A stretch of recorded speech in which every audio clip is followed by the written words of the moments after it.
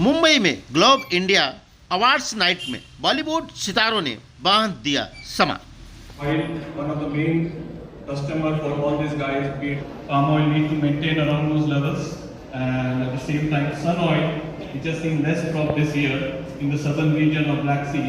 I think that has to be taken care of. The harvest might get better. We might have better harvest on the sun side as we go.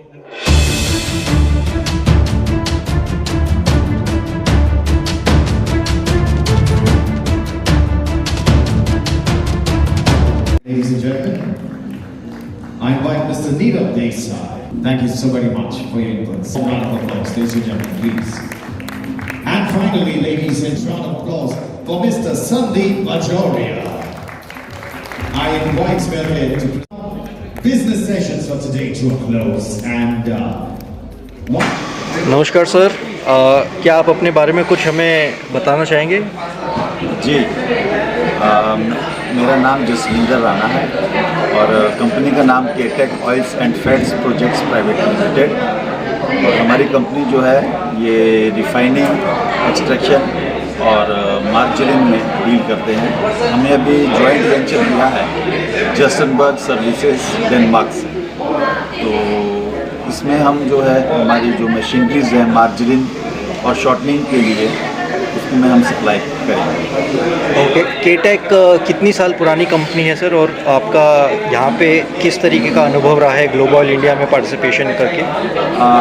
मेरा जो खुद का experience है वो 25 साल का मेरा ऑयल रिफाइनिंग में एक्सपीरियंस है।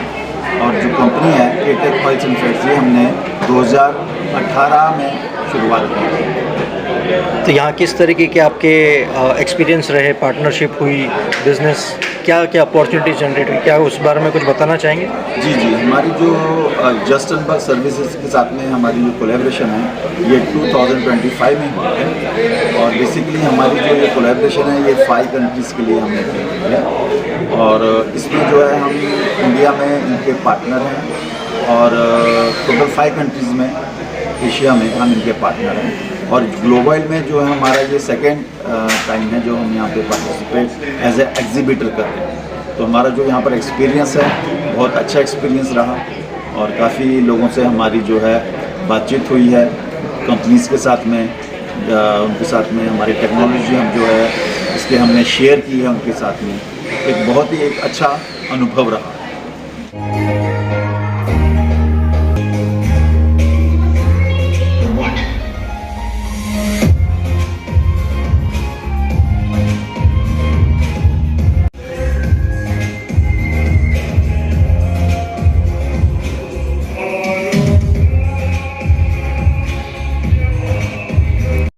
इतने सारे डांडिया फंक्शन है और इतनी कम टाइम के लिए हमें बुलाया गया है।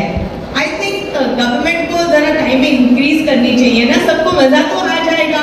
10 बजे सारे के सारे प्रोग्राम खत्म हो जाते हैं, which is really sad, but I am so glad कि मैं यहाँ पर आ सकी, आप सबसे रूबरू हो सकी। एंड आई थैंक यू ग्लोबॉय for inviting me. I hope that all of you have a great evening. Wish you a very, very happy Navratri. Bye-bye and thank you. बहुत अच्छा लग रहा है कि ग्लोबल यानी कि सारी ऑयल कंपनीज एक साथ एकजुट मिलकर ये काम कर रहे हैं, जहाँ पर एक मंच बनाया गया है जहाँ पर उनकी प्रशंसा की जाए, उनको सराहा जाए, उनको अवार्ड दिया जाए। और हमेशा ये देखा गया है कि जिनको सराहाया गया है वो और भी अच्छा काम करते हैं। सो नवरात्रि के शुभ अवसर पर ये अवार्ड्स दिए जा रहे हैं। So congratulations to global. जी, हर दिन नए जगह पे जाती हूँ, नवरात्रि की सबको शुभकामनाएं देती हूँ, खूब सारा डांडिया और गरबा खेलती हूँ। तो अभी मुझे भागना है, इसलिए thank you.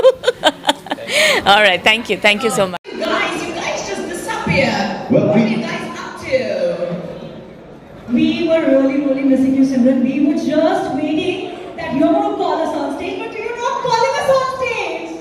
I had no choice because ma'am had to go to a rush and I was asked to just go there and just be around. So we had a wonderful celebration at the other arena and that was very special with the felicitation ceremony. But Thank you. So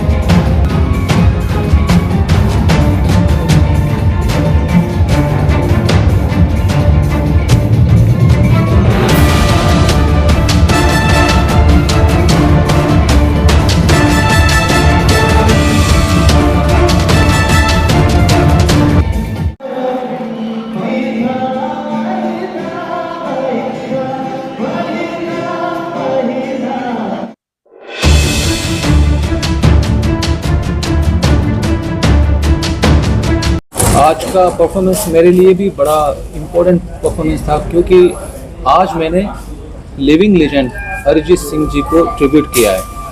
और आज तो बच्चे से लेके बूढ़े तक सब उनके दीवाने, और स्पेशली मैं खुद बहुत बड़ा दीवाना हूँ, तो आज मुझे बड़ा मज़ा आया।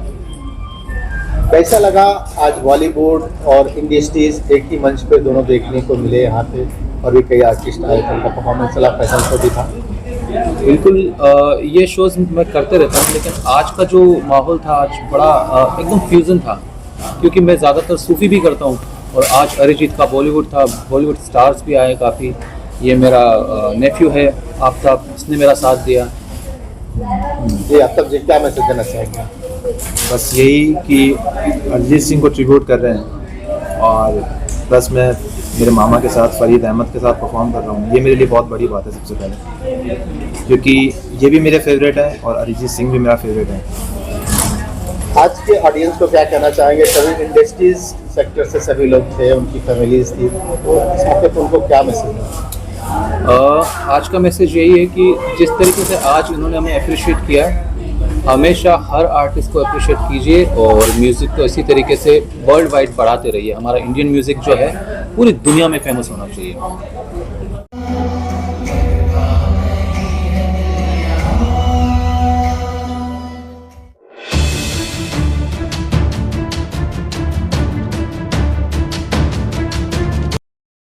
मेरे लिए बहुत नया एक्सपीरियंस है, और आई थिंक आज बहुत ही बड़ा माइलस्टोन है इस इंडस्ट्री के लिए। इनकी globe oil edible oil awards हैं, द 27th वन। तो मैं बहुत एक्साइटेड हूँ। आई थिंक मैं नए किसी अलग इंडस्ट्री के लोगों से मिलूंगी। इट्स ऑलवेज नाइस, एक्सपोजर बढ़ता है, एंड अच्छा लगेगा कि इस इंडस्ट्री के जो भी सबसे बड़े अमंगस्ट ब्राइटेस्ट लीडर्स साथ होंगे।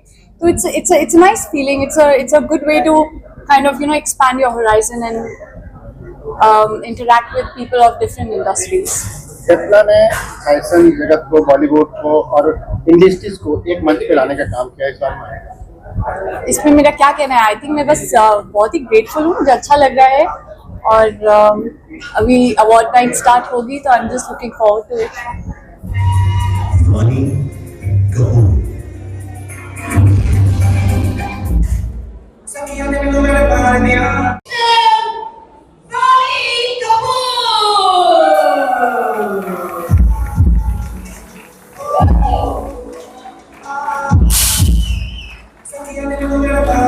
Indeed, magnificent. What an entrance.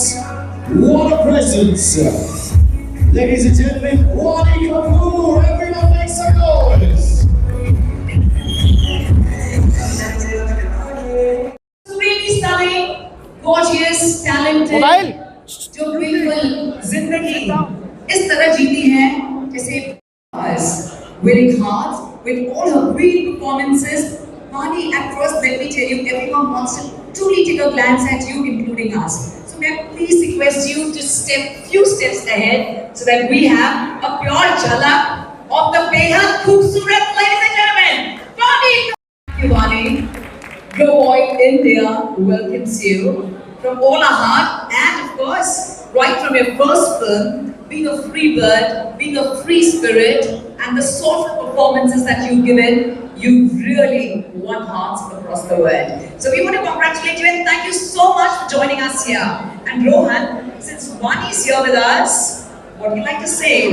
I am speechless. And now that we have you here, Wani, we'd like to ask you, I mean, this is a beautiful presence of industry leaders at Globe Oil India. First of all, how are you feeling this evening, Wani? Wow, it's a full house. Hello everyone, good evening. I see some really excited faces, lovely people, great energy, and I think this is my first time, presenting awards to a different industry altogether. So it's a new high. I get to meet new people, I get to interact, and get the exposure to understand and see, a completely different industry which has so much to offer to their consumers. And this, I believe, is Asia's only Globe Oil awards event that happens. So this is, I'm excited. I'm looking forward to it. I believe The pure intent of these awards is to motivate and to encourage, people to bring out their best quality products for their consumers. And I get to share the evening with one of the brightest leaders in global oil industries. Vani, you walked the. I don't think so much, honestly. I don't. Maybe that's the secret, and I think fashion and style and everything is an extension to your personality, to who you are. There are days, when you want to express feeling a certain mood or a way. There are days when I look like a homeless person, which nobody captures because I don't intend to leave my house on those days. But I genuinely feel it's about how you feel internally, which kind of, you express it externally as well. And I feel clothes are nothing but an extension of who you are and how you identify yourself. And yeah, one can easily make out what mood one is in, just by looking at the way they're dressed.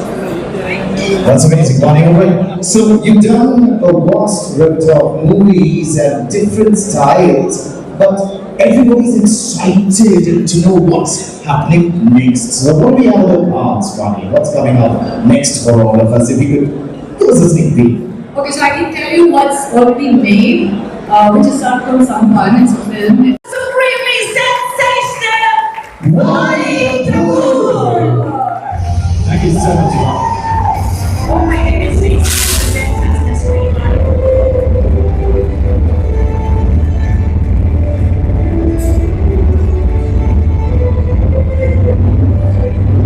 And thank you very much for this honor. It is a great opportunity for me to tell you that this is for my team, for the whole team of Alvarez. We have been working very intensely on the global market, and I couldn't be here and I couldn't talk about the global supply market outlook without a team of dedicated analysts. And I thank the organizers for giving me this award. It's a great honor for me to have. Thank you very much.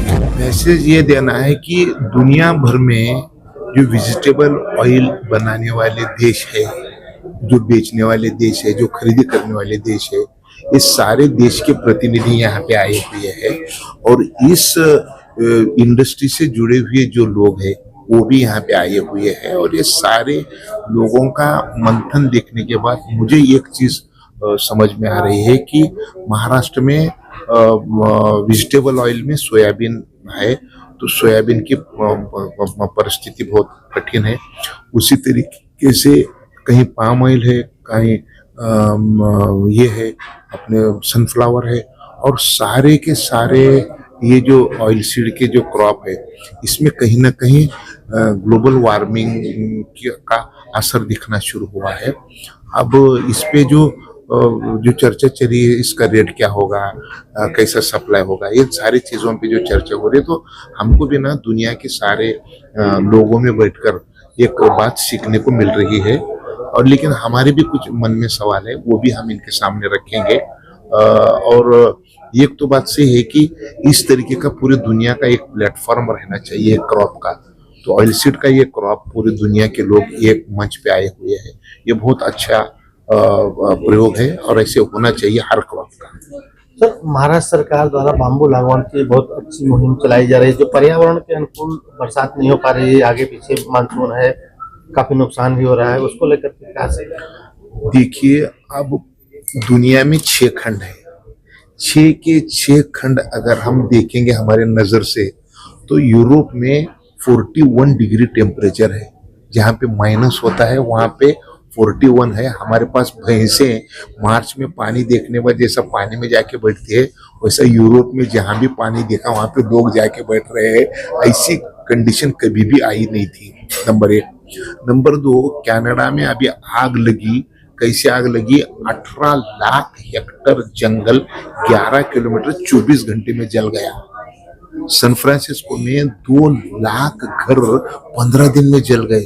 France में हर एक grapes के जो बगीचे हैं वो पूरे के पूरे जल जा रहे हैं।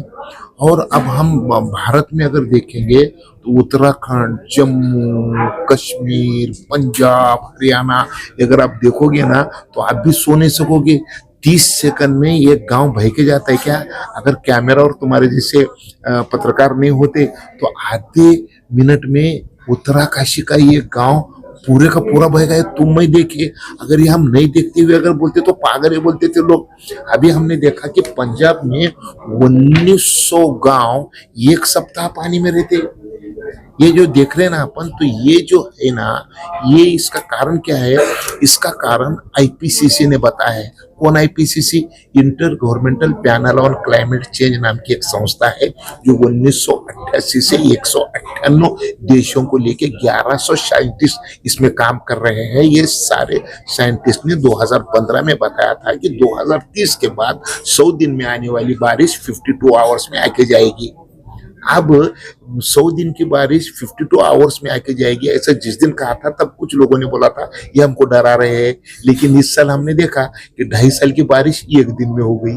तो अब ये जो मानव जाति पे आया हुआ जो संकट है, ये संकट अगर हमको रोकना है तो हमको अब एक ही काम करना पड़ेगा। वो काम ये है कि हमको ग्रीनरी बढ़ाना पड़ेगा।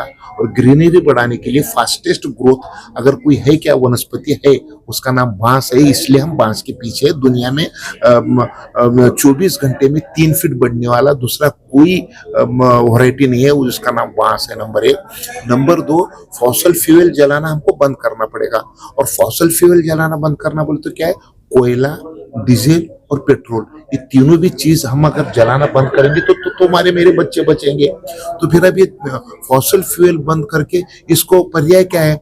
फॉसल फ्यूल की जगह हमको बायोफ्यूल का इस्तेमाल करना पड़ेगा।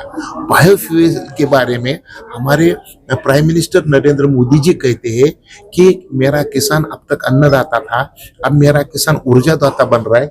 इसका मतलब ऊर्जा जमीन के पेट से निकालने के बजाय जमीन के पीठ से निकालना शुरू करना पड़ेगा। तो अब तक हम पूरी ऊर्जा जमीन के पेट से निकालते थे। कोयला जमीन के पेट से, डीजल जमीन के पेट से, कोयला जमीन के पेट से। अब ये पेट बंद करने का है और पीठ से निकालने का है, यानी खेती में निकालने का है। और खेती में अगर ऊर्जा अगर तैयार करने की है तो मुझे लगता है कि दुनिया का सबसे अच्छा अगर कोई पेशीज है, कोई वृक्ष है तो उसका नाम बांस है। बांस से देखो, आईपीसीसी की रिपोर्ट में कहा गया है कि कोल बेस्ड थर्मल दुनिया में के बंद हुए बगैर मानव जात बचेगी नहीं। इसका कारण 1 किलो कोयला अगर जमीन के पेट से निकाल के जलाओगे तो 2 किलो 800 ग्राम कार्बन बनता है। अब कोयले के बजाय बिजली तैयार करने की, बिजली की सिवा तो तुम जिंदा नहीं रह सकते। तो अगर बिजली अगर बनानी की है तो कोयला भी जलाना नहीं है, तो फिर कोयले के बजाय क्या करना पड़ेगा? 1 किलो कोयला जलाओगे तो 4000 कैलोरीफिक वैल्यू तैयार होती है। तो उसी तरीके से 1 किलो बांस जलाए तो भी 4000 कैलोरीफिक वैल्यू होती है। 1 किलो कोयला जलाओ या 1 किलो बांबू जलाओ, बिजली तो उतनी बनती है। और कोयला जमीन के पेट से निकलता है और जमीन के पेट से बांबू निकलता है। इसलिए हम fossil fuel, diesel, petrol, ethanol, methanol, कोयला, ये सारे का सारा बांस दे सकता है और 3 साल में ये प्रोडक्शन देना शुरू कर सकता है। तो ये ग्रीनरी भी दे सकता है। तो ग्रीनरी भी देता है और बायोफ्यूल भी देता है। ये दोनों अगर एक ही चीज देते हैं तो इसको कल्पवृक्ष कहा जाता है। और ये हमारे देश में जो आया है ना, ये नरेंद्र मोदी जी की वजह से आया। मोदी जी ने 2017 में बोला कि बांस ये घास है, तब से हम बांस के पीछे लगे हैं। और वही काम अब हमारे मुख्यमंत्री देवेंद्र फडणवीस जी ने अभी 18 सितंबर को एक बात बताई कि अब मेरी सरकार, यानी आईपीसीसी ने जो बताया कि कोल बेस्ड थर्मल बंद करो, तो देवेंद्र जी ने कहा कि मेरे 11 थर्मल है महाराष्ट्र में, वो मैं पूरे बांस से चलाने की कोशिश करूंगा, नंबर 1। दूसरा, जैसा बिजली बनाने के लिए कोयला जलता है, उसी तरीके से स्टील बनाने के लिए भी कोयला ज्यादा जलता है। तो देवेंद्र जी ने कहा कि दुनिया में हम पहला प्रयोग करने जा रहे हैं ग्रीन स्टील का, यानी स्टील बनाने के लिए अब हम कोयले के बजाय हम बायोचार इस्तेमाल करेंगे, बाम्बू का, उससे कोयला बनाएंगे। तो ये देखते हुए मुझे ऐसा लगता है कि अब दुनिया बचाने का रास्ता देवेंद्र जी के समझ में आया है, और देवेंद्र जी हमारे राज्य के मुख्यमंत्री है, इसलिए मुझे लगता है कि अब हमारे अगले पीढ़ियां बचाने के लिए जो रास्ता अपनाना चाहिए था सरकार ने, वो महाराष्ट्र की सरकार ने अपनाया है और उसके ऊपर काम हो रहा है।